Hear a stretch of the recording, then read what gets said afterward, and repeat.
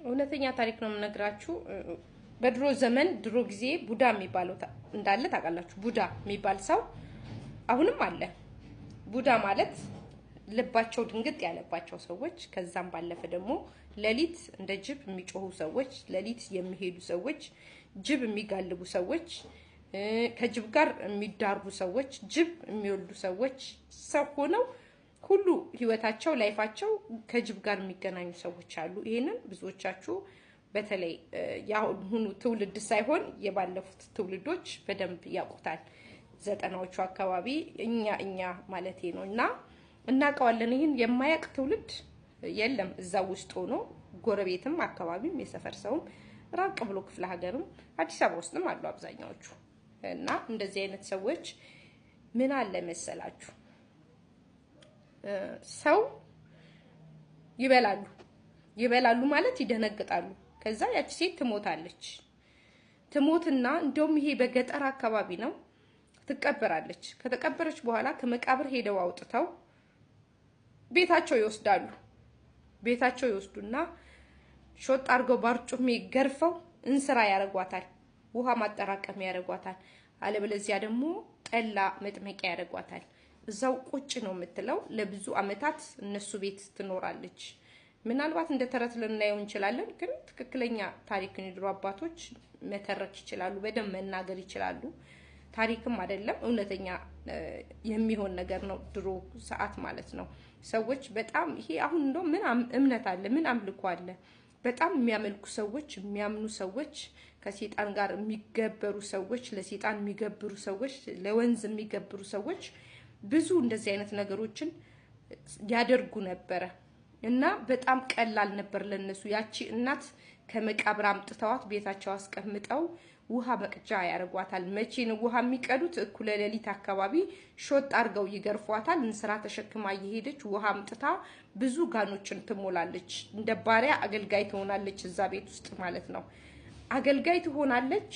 አንዳንዴ ሰዎች ልክ ቡዳ እንደበላት ያወቅን ሰዎች መሳሪያ ይዘው ቤተሰቦቿ መቃብር አካባቢ ሌሊት መተው እንደሚቆፍሩ ስለሚታወቅ መቃብር አካባቢ ይቀመጡ ነበር፣ የሟች ቤተሰቦች ማለት ነው። እድሉን አግኝተው ልክ ከተነሳች በኋላ እነዛን በጅብ ተመስለው ከጅብ ጋር የጅብ መንጋ አብረዋቸው ነው የሚመጡት። ከጅብ ጋር አብረው ተሰልፈው የሚመጡትን ዋናውን ሰውዬ ጅብ የሚጋልብ ሴትም ልትሆን ወንድም ሊሆን ይችላል። ወንድ ከሆነ ሴት ጅብ ነው የሚዳራው የሚጋልባቸው፣ ወንድም ሴትም ነው የሚከባቸው። ሴት ከሆነች ግን ወንድ ጅብ ነው እሷን የሚዳራት ማለት ነው ሴትዮዋን። እና ያው ልክ ወንድ ሴት እንደምንለው እንደኛ እንደ ሰው ማለት ነውና እንደውም አንዳንዶቹ ጅብ ሁሉ ይወልዳሉ። በትክክል መናገር ይችላሉ። የድሮ ሰዎች ደግሞ እውነተኛ ታሪክ ነው፣ ድራማ እንዳይመስላችሁ ማወራላችሁ።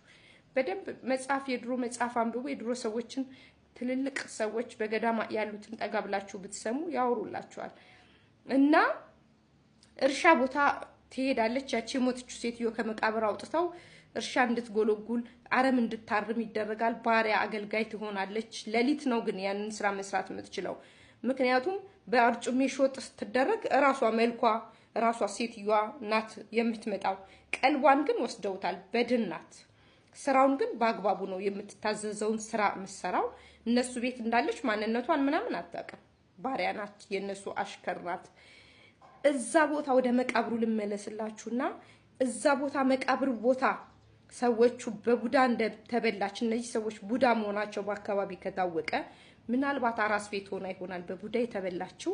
እዛ መቃብር ቦታ ቁጭ ብለው መሳሪያ ይዘው ከጠበቋት ያችን የበላቻትን ሴትዮ ወይ ሚሁን ወንድ ጠብቀው ከጅብ መንጋ ጋር እኩለ ሌሊት 9 ሰዓት 8 ሰዓት አካባቢ ይመጣሉ።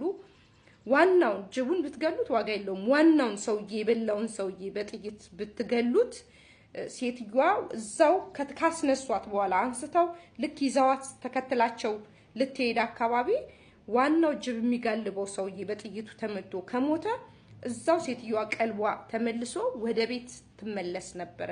ወደ ልጆቿ ይመልሷት ነበርና እስከ መገዳደል እስከ ብዙ ነገር ይደርሳሉ። ከነዛ ሰዎች ሰፈርም ለቀው አገርም ለቀው ሊሄዱ ይችላሉና እንደዚህ አይነት ሰዎች ነበሩ በድሮ ጊዜ ማለት ነው። አሁን ምን አለ አሁን ምን እንሰማለን? ምን እንደዚህ አይነት ነገር ታሪክ ነው የሚመስለን አይደል? ተረት ነው የሚመስለን። ግን እውነተኛ ሰዎች አሉ እንደዚህ የሚያደርጉ ሰዎችና አገልጋይ አርገው ባሪያ ያደርጓቸዋል። ወንድ ሆኖ ደግሞ ተበልቶ ከሞተ ደግሞ እሱን ደግሞ ቀን የሚታረሰውን መሬት በሌሊት እኩለ ሌሊት ሰው እንዳያየው እርሻ ያሳርሱት ነበረ።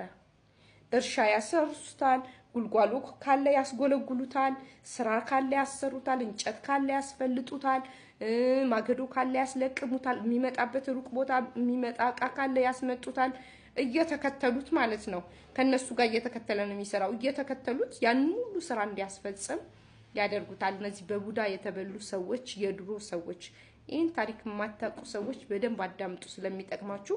አሁንም አሉ ከተማችን ውስጥ፣ ውጭ ሀገርም አሉ እኮ ቡዳ ይባላል። ማለት ቡዳ ማለት እንደዚህ ሰው በማየት ድንግጥ የሚሉ ሰዎች ብዙ ነገር ማድረግ እንደገና ለሰይጣን የሚገብሩ እንደዚህ እንዳልኳችሁ ጅብ የሚጋልቡ ጅብ ላይ የሚወጡ አብረው ከጅብ ጋር የሚዞሩ ሰዎች እነሱ ከሆኑ በትክክለኛ ቡዳ መሆናቸው ከታወቀ ውጭ ሀገር መነጽር ነው የሚታዘዝላቸው፣ የአይን መነጽር።